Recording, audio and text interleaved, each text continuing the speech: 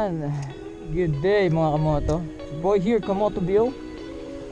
And syempre, welcome sa ating first episode ng Kamoto Review. Yan. So ito, sa vlog natin for today, review natin na itong motor ng ating tropa, si Joshua. Josh Motovlog. Shout out sa pagpapahiram na itong ating Ninja 400 Kawasaki. Ayan. Alright. Hello guys. So yan na nga, re-review natin na itong Ninja 400 ng ating tropa, si Joshua. Alright, shout out Joshua sa pagpapareview na itong kanyang Ninja 400, no? Dinaan ko siya kanina sa expressway. And so far, yun ang first ever experience ko sa expressway. And wala akong idea kung ano. Alam mo yun, kung anong dapat kong gawin. So pumasok ako doon kanina, siguro mga around 7. Pagpasok ko doon, sabi ko bahala na, may load naman yung RFID nung motor ni Joshua. And nakakatuwa kasi akala ko etong motor na to is, alam mo yun, may hirapan kang idaan sa expressway, pero hindi pala. Alam mo yung pagpasok ko ng expressway kanina, sobrang para lang ako nakasasakyan. Pag ito yung dala mo, pag naka-big bike ka talaga sa expressway, para ka lang nakasasakyan.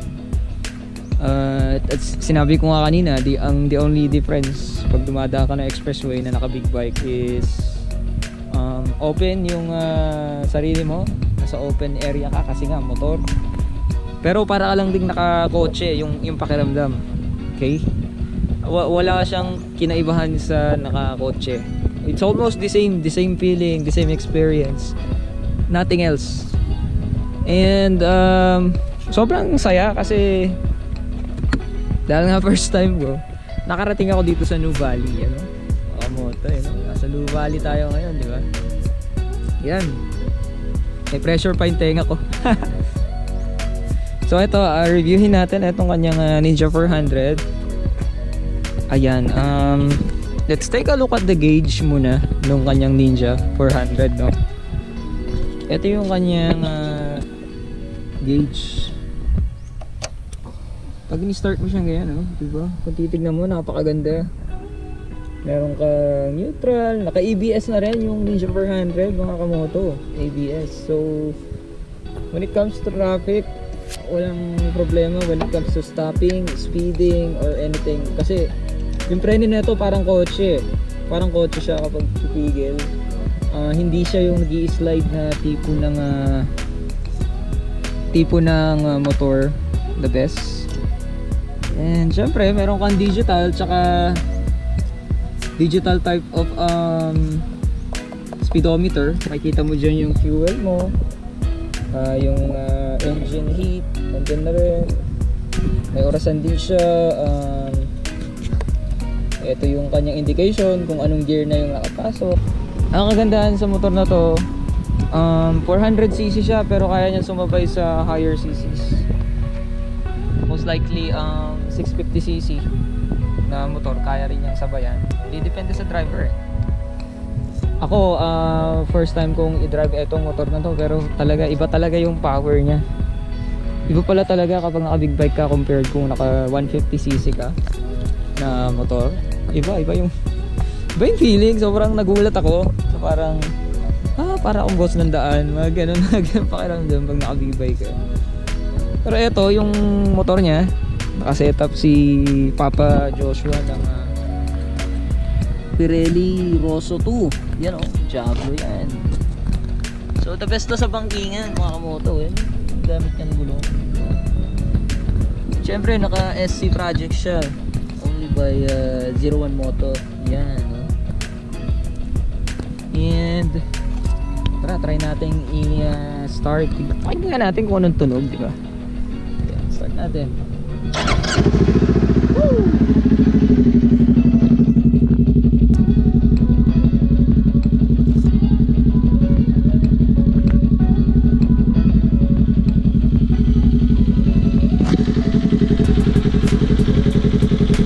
Alright mga kamoto, dito tayo sa New Valley. Kasama ko ngayon si Sir Jonel Ayan. Shout out kay Sir Junel.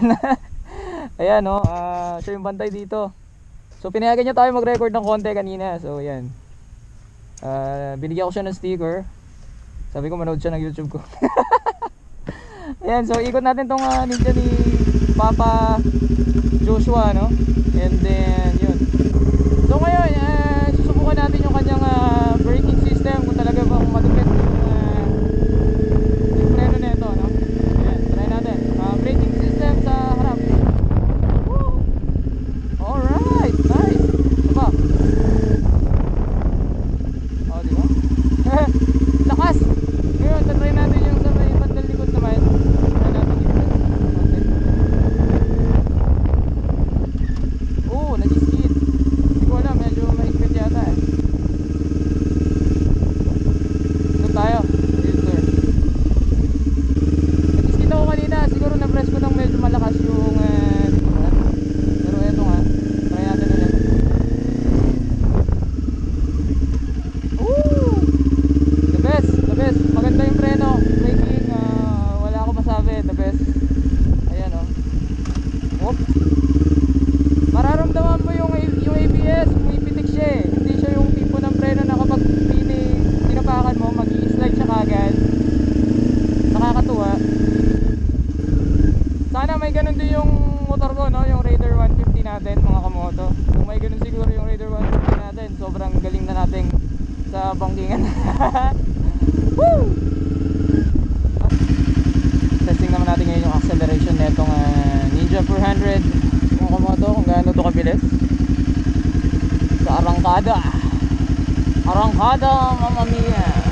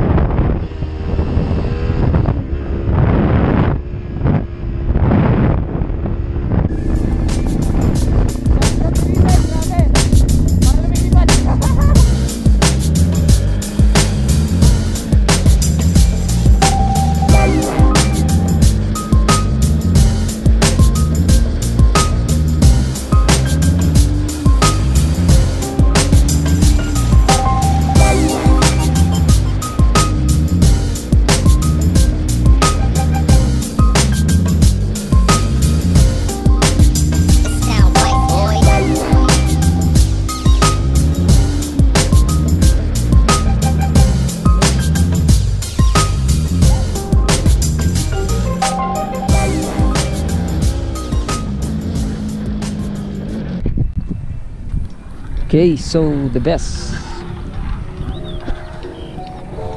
Alright, so continuation nung ating record kanina. So ngayon, nandito naman ako sa may Tagaytay, no? Ito yung bagong kalsada papunta ng SLEX sa may bandang Tagaytay, no? Yan, malapit sa Starbucks to eh. So ito yung setup ni Maring Josh. Sabi ko nga sa inyo kanina, naka-SC project siya na open pipe. Only from 01 Moto. Isa pa sa mga minodify namin dito is yung kanyang fender eliminator din. Actually ito, kapareho lang din ng aking fender eliminator sa Raider 150 Fi ko, ano. Ito ano rin to mga kamoto, magnetic din yan. May magnet din siya sa ilalim. Yan. And ito, nabibili lang ito sa Shopee. Ano to, worth 500 pesos. Meron ka ng fender eliminator. Budget friendly kasi mostly yung ibang fender eliminator natin nagre-range siya ng 1,000 pataas when it comes to big bike na type ng mga fender eliminator. Pero yan, the best. Sakong-sakto para sa inyong Ninja 400cc na ito. Alright, so yun, may mga bagay lang tayong pag-uusapan about dito sa motor base sa na-experience ko, no? Una is yung comfortability ng motor. Second is yung paano ba siya sa traffic.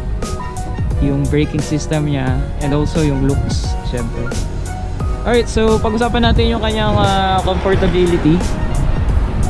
Kanina habang minomotor ko siya, actually nahalata ko kaagad sa sarili ko na maganda yung tayo ng motor. Hindi siya yung tipo ng motor na na kahit mabigat siya pag niraramdam. Hindi siya ganun eh. Pag tumatakbo na siya, sobrang gaan niya. And mas magaan siya actually kaysa sa Raider ko, to be honest. Kasi yung Raider ko, pag nililiko mo yun, ang hirap kasi kailangan mong humiga pa ng todong ganun. Ito, iba. Kapag minomotor ko na to, konting liko lang ng manibela pakaliwa, kakanan na kaagad yung motor eh kapag sa banggingan. So napakaganda and komportable siya kasi kahit sa long ride, akala ko nga mangangawit yung likuran ko eh sa pagmumotor na itong Ninja 400, pero hindi pala. Sobrang komportable ka kasi mababa lang yung upuan nito, mga kamoto ha. Sa mga nag-aakala na mataas yung height ng Ninja 400 2020, hindi, mababa lang siya mga kamoto. Para sa height ko, nasa 5'3 ako, 5'3 to 5'4 ang height ko. Yan, sakto-sakto sa akin to. Hindi ako salud-sod out, parang alam mo yun, hirap na hirap. Hindi ako natutukod masyado kasi minsan pag medyo mabigat-bigat, may angkas ka ganyan, nakaka-flat ka pa ng paa sa semento. So nakakatuwa. And pag-usapan naman natin ngayon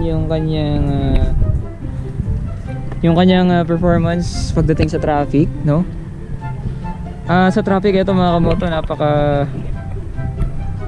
napakaganda kasi madali siyang isingit.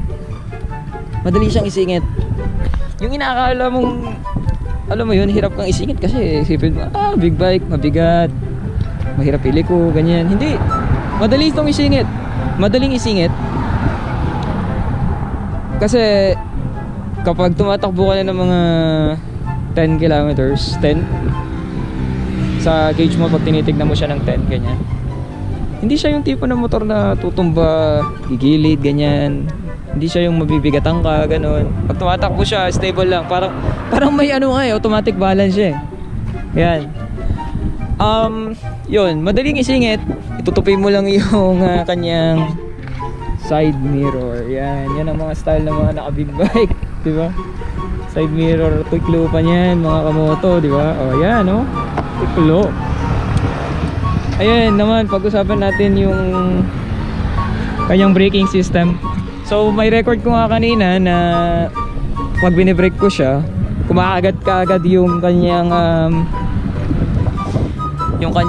ABS. Napakaganda kasi yung ABS na itong motor na to. Ayan siya mga kamoto, yung ABS. Ganito yung itsura ng disc kapag naka-ABS yung motor mo. Ibang-iba sa walang ABS na motor. Yan oh. Ang laki nung disc plate niya. Meron siyang parang guhit-guhit dito sa side. Ito yung front wheel. Yan pag naka-ABS. Trinay ko rin ipreno yung ABS niya sa likod. Maganda rin, gumakapit agad, nakakatuwa. Yan oh. Naka-Nissin Naka-Nissin na disc brake. Ito oh. Nissin yan mga kamoto, stock niyan. Ang pinalitan pa lang ni Papa Joshua dito yung kanyang pipe at saka yung kanyang fender eliminator. Yan. Kasi yung stock nito mga kamoto masyadong malaki eh. May tapaludo siyang ganyan.